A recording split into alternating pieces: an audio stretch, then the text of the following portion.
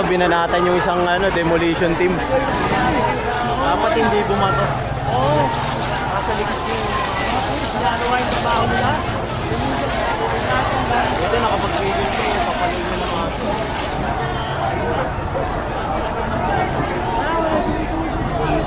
Sarap mo. Nanganing kayo dyan, boy. Sobra, kawawa po yan.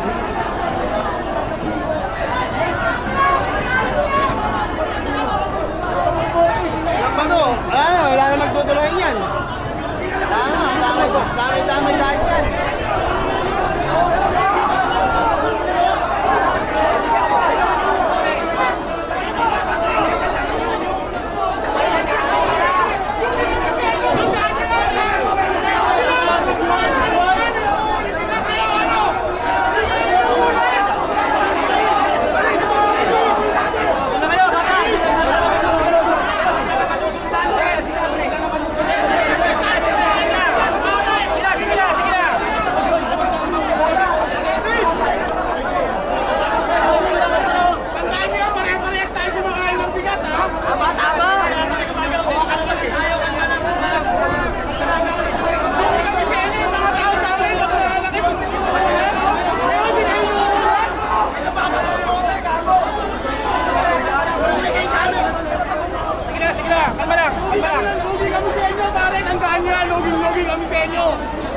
Mga kalugar namin, inuuli kayo ano?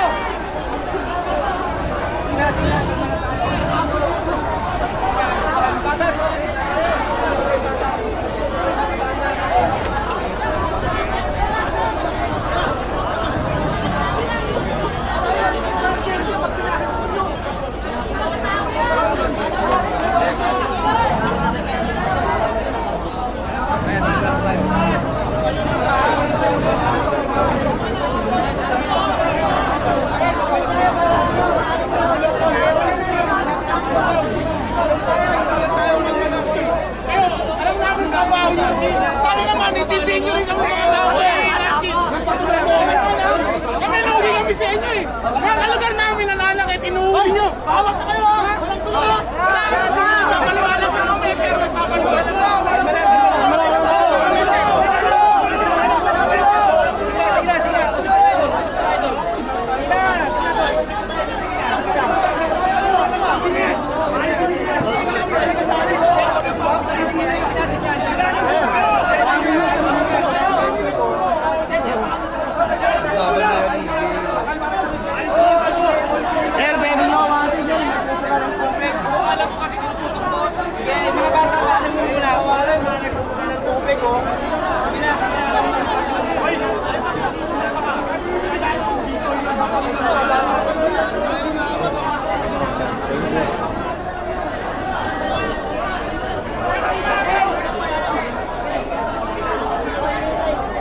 Ayan, so nagkaroon ng komosyon kasi rito kasi habang binubomba ng tubig to, may bumato ng bote papasok dun. Kaya nagalit yung mga residente rito. Hindi natin nakita kung sino kasi biglang nagkagulo rito, nagkasuntukan, tapos biglang may bumato rin ng bote rito sa kabila. Ayan, kaya hindi natin nakita Kasi syempre, baka may tamaan rin tayo kaya tayo, gumilid muna. Delikado.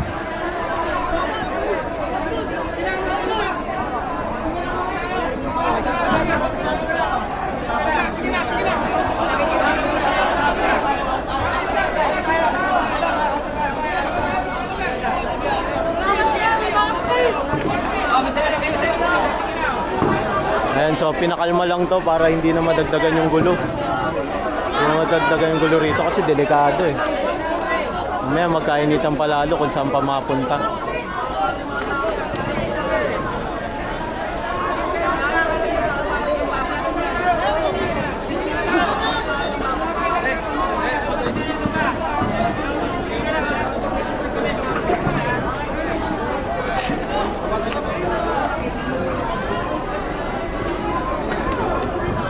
Ayan, so binigyan na lang ng arang para hindi agad pumasok yung mga tao rito. Para may bantay. Ayan, so sa ngayon tigil muna.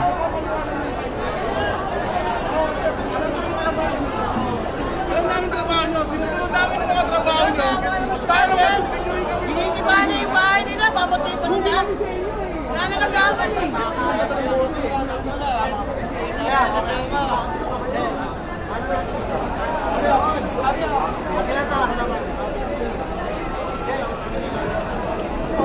Alam naman yun. Alam namin yun. Pare-pares tayo na.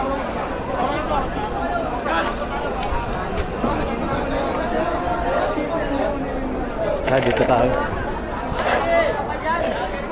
Wala mo kayong gagawin dyan. Iba tayo bumalik dyan.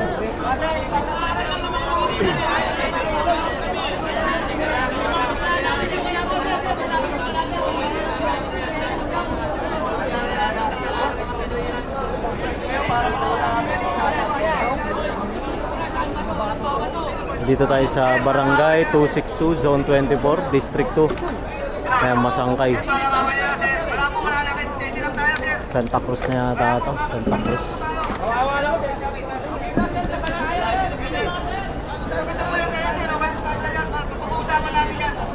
Nakasaktan po yung mga tao nito eh. Nagtatrabaho po. May nagagalit din po. Pero wala pong magkaroon ng gulo. Promise sir. Sir, mga bayan. Sir, kapatid, ang bumbero. Wala nang bubuka. Sir. Mga tropa na nagkaalam. Para kaibigan tayo rito. Para mga bayan sir. Ngayon sa ngayon, pinaupa muna yung tension. Sir, nakikita yung mga tao sa paligid ng mga tropa rin namin na mga mga namin yan. Mga markete sa iba-ibang lugar. Tumutong-muna yung dami kaya ng galit niya.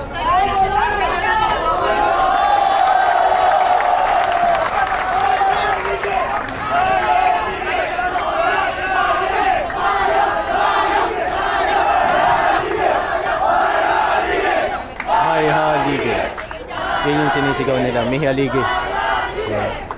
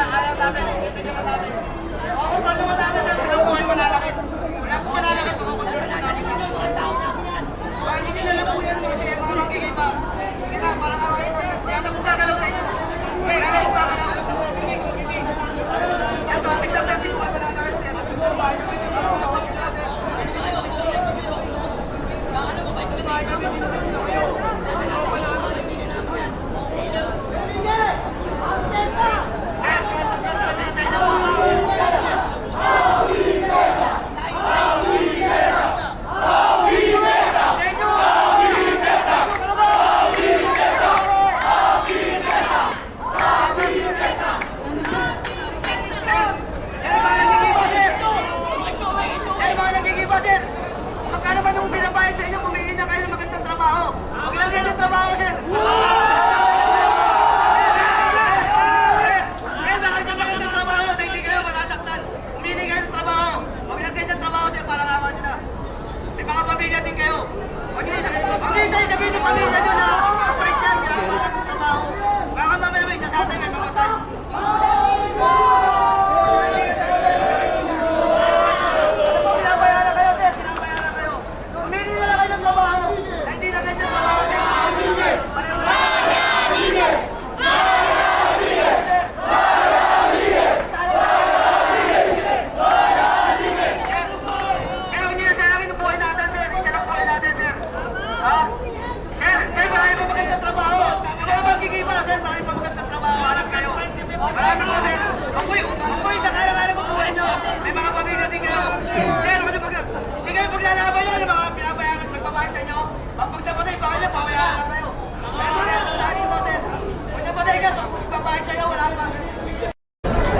Ayan, so nakatanggap tayo ng info sa kay attorney.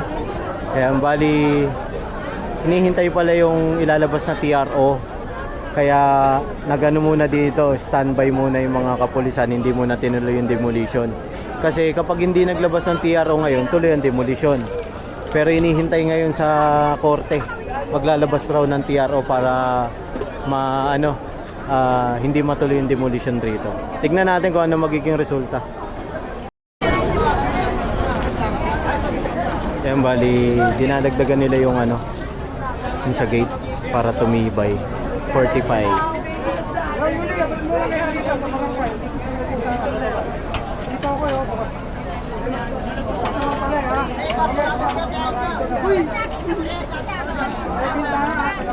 Uy, Mukhang may ilalagay sila rito ang bakal. Laki After. mo akit bahay ka. Wow. Kumain natin dito.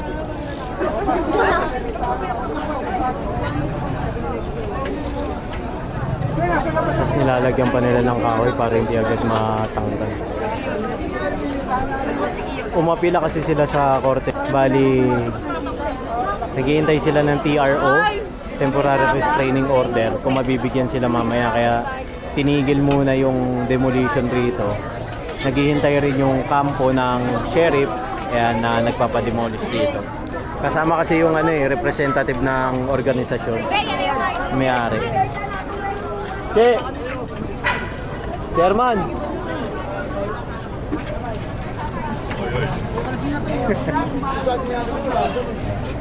Tara na ma! Ayan, bali tinitibayan nila to para hindi mapasok basta-basta.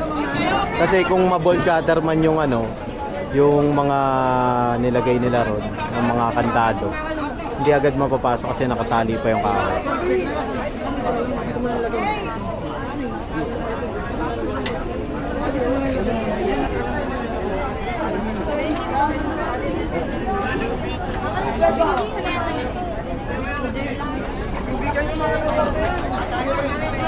So matagal yun yung hinihintay nilang TRO. Hindi rin makakilos yung kapulisan hanggat wala silang go signal ulit sa korte. Kasi umapila nga tong homeowners dito. Yung samahan nila.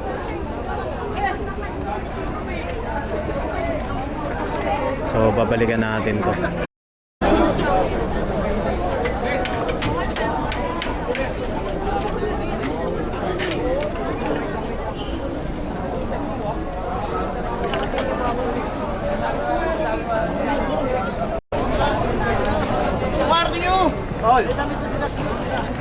Ayan, bali tinitibayan na. Nilagyan pa nilang bakal rito. Isa lang yan.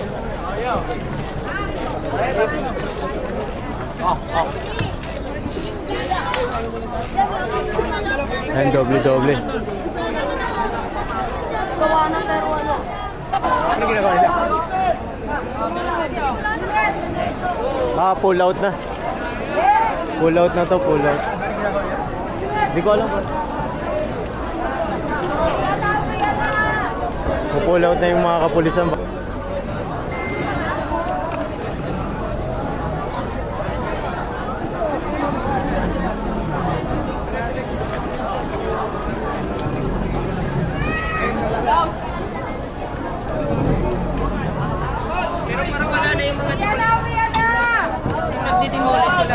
Wala na, wala na.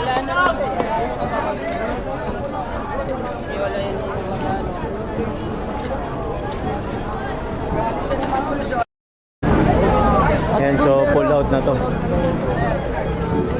Ayan, pinapipila na sila nung commander nila.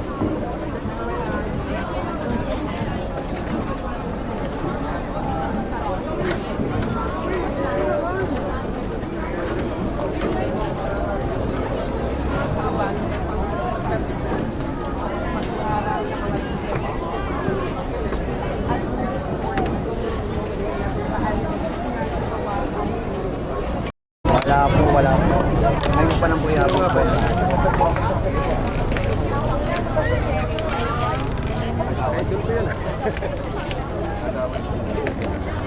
So ito guys, apektado rin ako sa rin ng bahay. Pagawad. Ayan po yung wala mo nakawala pa. Kailangan ko pa file ng TRO. Ito po kasi yung presidente ng asosasyon ay nasa yes po, nasa Singapore sila. So sana po, hopefully, siyawan Diyos makaano sa kanina lang yung kumain. Saan nag-file sir? Hindi ko pa po ang ko lang inandun sila sa City Hall. Okay po. Okay lang. Gagawad. JR. Gagawad. Bali po, inaalam po kasi dito na lang kayo tayo sa likod. Wala pa po kasi akong maniwanag po na Pwede ba pakwento ano yung napakahaba po. ano kasi, no, ang akin po sa ngayon, mamamagitan kami para sa mga tao na walang masaktan, na ayusin po natin sa maayos ang sistema po, no. Ang barangay po, lahat po kami dito ngayon ay isa para sa tao. So, sa mga departamento naman po na nandirito ngayon, lumalapit kami sa kanila tuwing pagkakataong may paliwanag sa tao na may bigay ng legal na proseso para sa mga apektado na naninirahan sa lugar natin. Kulang-kulang 400 families na sakop ng dalawang barangay, no? Barangay 26 at 264. Pero sa barangay 26 na nasakop namin ay mahigit 40. Kulang-kulang 40 pamilya. ang mas marami. Yes po. So ang nakalagay ito po ng individual is 1,000 plus na tao, kasama po ang mga matatanda, bata at may mga karamdaman. Sir, pero reiterate lang yung kaninang ginawa ni President. Ano pong ginawa kanina? So ipinahayag dun sa kay Sheriff yung pong mga dokumentong hawak nila. No, so meron silang hinihinging dokumento doon na dapat ipakita para mas legal, no, magpakita sa tao na yung kanilang dokumento, yung kanilang order ay legal na proseso. Pero wala akong maipakita. Kaya po ang tao ay nagkakaganyan. Yung TRO, sir, kanina, ano sinasabi niya sa TRO? So wala pa, yun lang yung naanuhan ko lang na magpapayo na pag yun talaga ang kailangan, sinabi naman sa amin na tanging makapagpigil lamang dyan sa demolition na yan. Pero ano pong status ngayon ng TRO? Meron na po ba? Hinintay pa namin, nandun pa sila legal na. Pero anong inuhope natin, sir? Siyempre po, sana yung para po ang tao makapaganda. Kasi po talagang nabigla, kasi yung usapin po ay bago pa mag election period. Tapos agad, pagkatapos ng election period, ang akala ng tao matatagalan pa. Biglang sinabi, no, mula sa amin sa barangay, West or Miyerkules ng gabi, na darating na Lunes ay meron na mangyayaring ganito. Sir, sa Kaliman, na matuloy talaga, no? May balak bang humingi ng extension yung association? Yes, yun lang naman. Yun. Para, tulad ng sinabi ko, para mapaghandaan. Mas mga- malaya nilang maaayos ang kanilang mga kagamitan. Diba, makakapag-desisyon sila ng... Gaano po katagal yung palugit na hinihingi? Kung ano yung pagkakaloobang importante naman nabigyan ng tao ng pagkakataon na maiayos nila maging ang kanilang pamilya. Yung kwento nga natin, yung hirap na mga naninirahan dyan.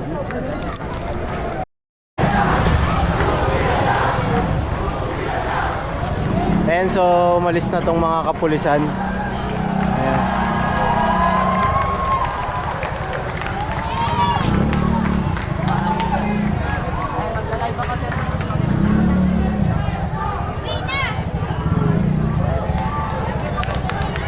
Bali, isa ngayon hindi natuloy yung demolition job dito sa sa barangay, ano ba to? 262? Hindi ko sure ah. Basta dito sa may Halige, Bangbang.